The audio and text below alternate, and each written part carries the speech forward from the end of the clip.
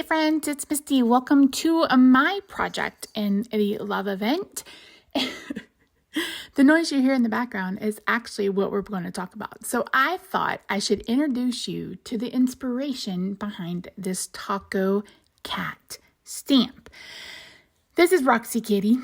And as you can see right here, her face looks a little grumpy, but she's actually the sweetest little girl ever. We got her in January 2016. We rescued her. And she is just a love bug, but she has a really grumpy face. She goes by Roxy. She goes by Roxy Sue. She goes by Roxy Sue Bear. She's Catos, Roxy Sue Bear, Catos, Mama, Biche. She has a lot of names, but she is the grumpiest sunshine you'll ever see. Her face is just so stinking cute. It's that Persian in her. And she's a snore kitty.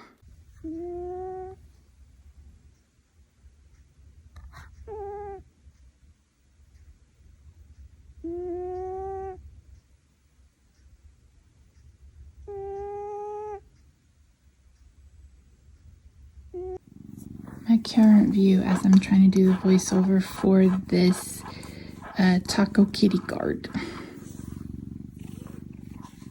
And then finally, the picture that inspired it all. My husband and I have been dying to see how she would react to some kind of costume. So I bought these little reindeer antlers off Amazon. And as you can tell, she was not pleased. She was not pleased at all. So I'm going to share with you kind of a preview of what the stamps look like. So you get a grumpy cat face, you get a sad cat face, and then you get the sentiments, love disappoints, tacos don't. And yeah, I'm in love with tacos. That's the one I'm using today. So I've sped this up to just 2 times speed so I can walk you through it. For the taco shell, I'm using a YR24, Y26, and Y21. I could have gone a little bit more cartoony with this, but since Roxy is kind of a warm gray cat, I was going to go ahead and color her warm gray, and I thought that this color would play better with the warms.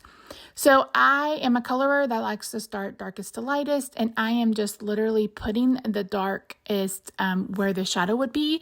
So her head would be outside of the taco, and you can actually get one of these for your own cat off Amazon. And probably other places too. So there would be darkness behind her head, and that's why I added the darkest where I did. And then I'm going back over it with the lightest. And when I color over the other color, I kind of drag it, but I also kind of go in a circular motion. I feel like that gives me a bit more of a better blend. Now, I actually did this in Silhouette. That's why you saw the Silhouette software, or maybe that's the software you saw in the background of the preview. I like to manipulate my digital images in Silhouette software. And the good thing about Silhouette software is it's free. So even if you don't have a Silhouette machine, you can still play around in it. And you can also do this like in Canva or Photoshop as well. But I do this a lot in Misty. Silhouette. I had a brain fog. So I like it because I can like make sure I align it. Like I can draw, like I drew a box that was 4 1/4 by 5.5.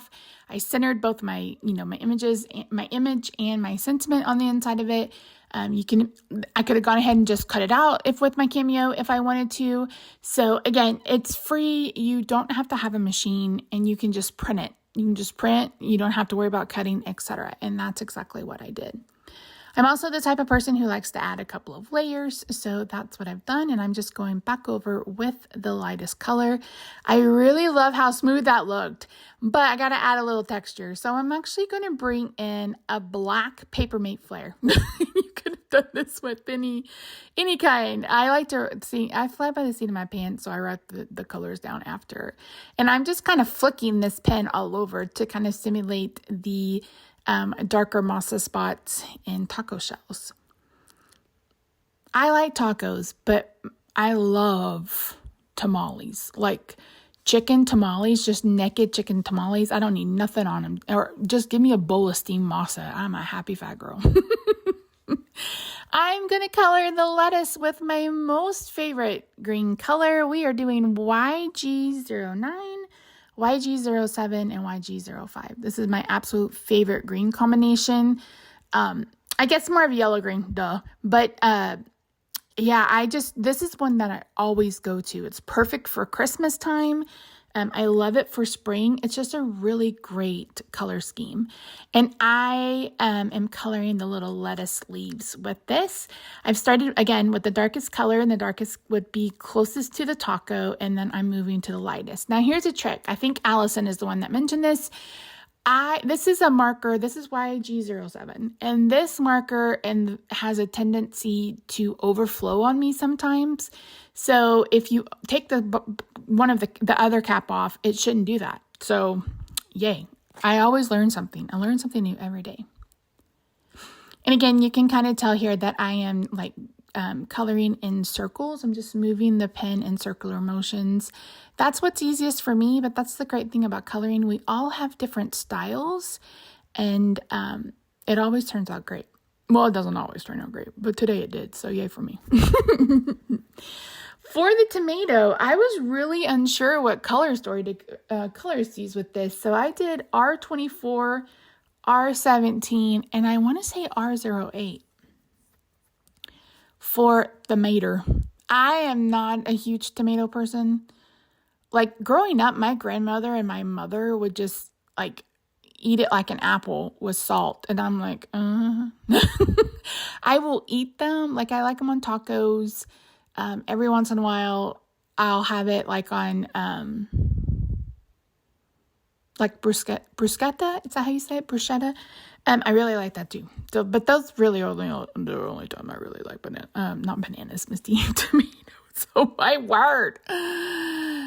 Sorry, y'all, steroid brain. I've been on the steroid now for almost a week, and it messes with my mind. So we are going to move on to Miss Roxy, and I'm using warm grays, like I mentioned. So I'm using W7, W5, W3, and W2. And I'm just kind of flicking. I could have colored this just solid color, but I wanted to add just a little bit of texture. You could probably tell by the pictures and the video that she is mostly gray, but she does have, all four of her feet are white. She has a white spot around her muzzle, and then the rest of her is kind of gray stripes. In fact, when we got her from the shelter, they were calling her Stripes, and I was like, she is not a Stripes. She was probably 1 or 2 years old when we picked her up. She had been dropped off by her former family, and I was like, if that's what her former family called her, I don't know what. And I really can't understand why they gave her up, because she's a really good cat. She doesn't claw at the carpet or the furniture. Well, she started, but only when she's mad at me. One thing she does do is chew everything in the world that is plastic in my craft room. Like, I don't think I own anything in my craft room that doesn't have little bitty kitty teeth marks all over it. She doesn't scratch, but she's also, she comes when she's called, kind of like a part dog. She doesn't like boxes. She's just her own little self, and her personality is just so funny. It's just so cute. She's just cute. I just love her so much. I never thought I'd be a cat person, to be quite honest. I didn't grow up with cats. We grew up with dogs, and my husband doesn't like dogs because when he was 2.5, maybe 3, one bit him and like basically took half his cheek with it. And he's like, I don't want a dog. So I was just like, one day I was like, I need something else to love, because we don't have kids. So one day he was like, do you want to go to Operation Kindness? We're in Dallas. If you're around, you know what that is. And I was like, are we going to get a cat? And he's like, I would like to. And I was like, heck yeah. We ended up not getting one from Operation Kindness because I knew I wanted a flat, mushy face cat. And flat face, mushy face cat. And so they didn't have one, and they had a lot of cats that had a lot of special needs. And we were just not in the spot. Neither one of us worked from home. This was 2016, before the pandemic, of course. So we ended up coming home, and I got on, like, I went to there's two shelters around us, and like I saw her picture, and it was like 5:30. I called them and left a message. I sent them a message on Facebook, and I was like, Stripes is my cat. I will be there to get her when you open in the morning. And we were there when they opened in the morning, and we got her. And the first day or two, she struggled like most cats do. And then after that, she was fine. Now, it's taken probably within the last 3 years for her to really come out of her shell. So it took her a while to feel safe, but that's okay. So here I'm just kind of filling in with a W2, the lightest color, to just add, kind of blend all those lines together and add some, like I said, just add a little bit more shading. I really like the look of this face. Anne did such an amazing job. I love it so much. At first, I had a different idea in mind. She's like, we're going to do something like that later in the year, so you're going to have to think of something else. And I was like, you know what? Let me do an anti-Valentine. And I was like, some people are like, I love you more than tacos, or I love you as much as guac. And I just thought, you know what? That would be really, really adorable. And Anne really did hit it out of the ballpark with this. So that's the story of Roxy Kitty. Like I said, we got her January 2016, so it's hard to believe that we've had her 7 years now. Here's R20. I'm just going over a little bit in her ears, and then I'm going to go over it with our W2, to tone it down a little bit. So I wanted you to see my desk. This is I watch Emily D. Baker. If you guys aren't familiar, she's a lawyer on YouTube, and she is hilarious, and she just talks about law, and it's so much fun. And then I have markers everywhere. So yeah, so we are officially done with the coloring. And as I printed this out, I also went ahead and printed the image on removable sticker paper. So you can also do this by putting a piece of Eclipse masking paper on a piece of copy paper and printing it that way. Or you can print it on copy paper, add some glue on the back, like Tombow liquid glue.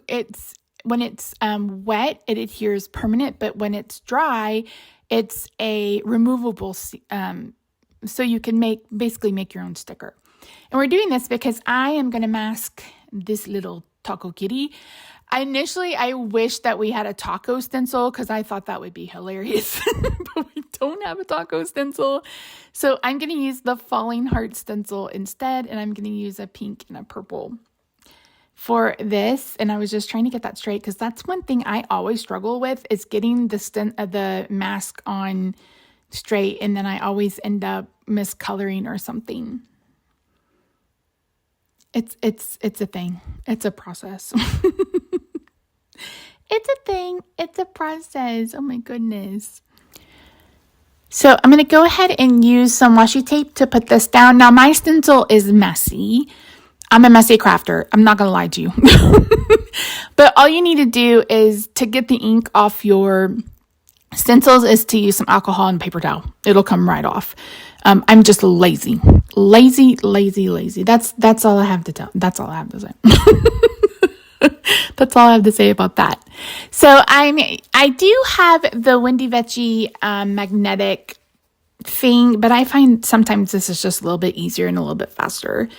And again, I'm a planner now, but I used to be a planner. That's how I have sticker paper. I used to have Sticker Store. But then I stopped, but I still have a ton of sticker paper, but I also have a ton of washi tape. So I use washi tape. So I'm using a couple of our brushes and I'm just brushing it down. I'm going to start with pink and then I'm going to make my way down to purple. Just going in circle motions. I'm sure you guys know how to stencil. And you can see some of them are half pink and then I just brought the purple in. I wasn't trying to be fancy or anything like that. I just wanted pink and purple. So that's what we did. And I made sure to go all the way down. And that is that. That's all the stenciling. That's it. Easy peasy lemon squeezy. So once I've done that, I decided that I want to go ahead and add a little bit of gray at the bottom of her and then a little bit of a blue halo around her. If you follow me or if you know me from the Jolly Fat Elf, you know that I never not put blue. I I almost always, if I'm doing a 1-layer card and just like a simple card like this, I almost always put blue around the image. I just like that outer glow. I think it gives it, some dimension, etc. So I'm just going to use a little brush just to, like I said, just add a little bit of gray underneath her feet. Not much. I could have done this with a marker, but again, hashtag lazy. Actually, hashtag I didn't think about it until I was done, and hashtag I already had this mask on, so hashtag I did it. If you want to be quite honest. And then I brought in, like I said, blue. This is Caribbean Sea. It's so pretty. All of the ink colors that we have are so pretty. And so you can see here, I'm just going around adding a little bit of blue. If I were doing this with markers, it would either be Beachy 11 and 10, or it would be like B00, B000, B quadruple 0.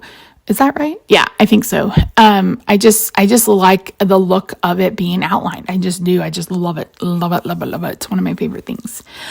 Okay, I'm going to use, I believe it's the card matte die, and I'm going to cut this image out using that. And then I have the word bubble dies, and I wasn't thinking ahead because I knew that I wanted this cat to have a word bubble that said tacos, and I thought I was going to cut it out from, I printed this a couple of times in case I messed up, because hashtag I always mess up, or spoiler alert, I should say I always mess up. And I didn't think to like move tacos and kind of put it on its own. So I cut it out with scissors. I'm going to tape it to the back of the speech bubble, which I cut out in white. And then I'm going to use a little bit more of that Caribbean Sea to just kind of go around the outside of it to give it a little bit of dimension. And then I am going to pop it up. And I'm just going to adhere tacos down flat. But if I'd been thinking ahead, I would have much rather had tacos just be in the speech bubble rather than being adhered in it, but it turned out fine. So this is where the magic happens. And at first, this did not want to come off. And I was like, you are removable sticker paper. You better come off. And the good thing about these kinds of masks is you can put it aside, and especially if you're using your physical stamps, you can put it with your physical stamp and then you have it over and over and over. Did it not turn out to be the cutest kit ever in your life? I love it so much. So I wanted to do a gatefold card, and let me tell you, I had the worst, the worst time with this. A gatefold card is probably one of the easiest quote unquote fancy fold cards you can do. And I struggled, and I don't know if it's because I have a Teflon bone folder and it was making it hard to get like an exact scoring. I don't know if it's because I'm using my trimmer and not a scoreboard. I don't know. I was on the struggle bus. I was on the struggle bus with this, so I don't have anything to tell you other than I'm doing a gatefold card. So I'm using some paper. I really loved how bright and vibrant this pink polka dot was. So it's 1/8 of an inch. I believe it measures 2 by 5 3/8. But again, don't quote me. And of course, I put it down crooked. So I just adjust that.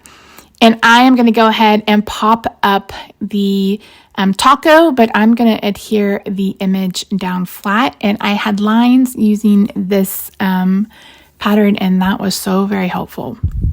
So next, I knew that I wanted the front to look like just a regular O Valentine. Like I just thought it would be fun if like someone gave this to a friend or whatever, that it would be like so sweet and cute on the outside, but then you open the inside and it's got a snarky kitty cat. I just thought that was hilarious. So I'm using the larger hearts in the heart puzzle die, and I'm cutting that out of pink and I'm cutting it out of purple, and then I'm going to use one of each to be on the front. I wasn't sure if I wanted to use the big ones or the small ones, so that's why you see me cut one of each.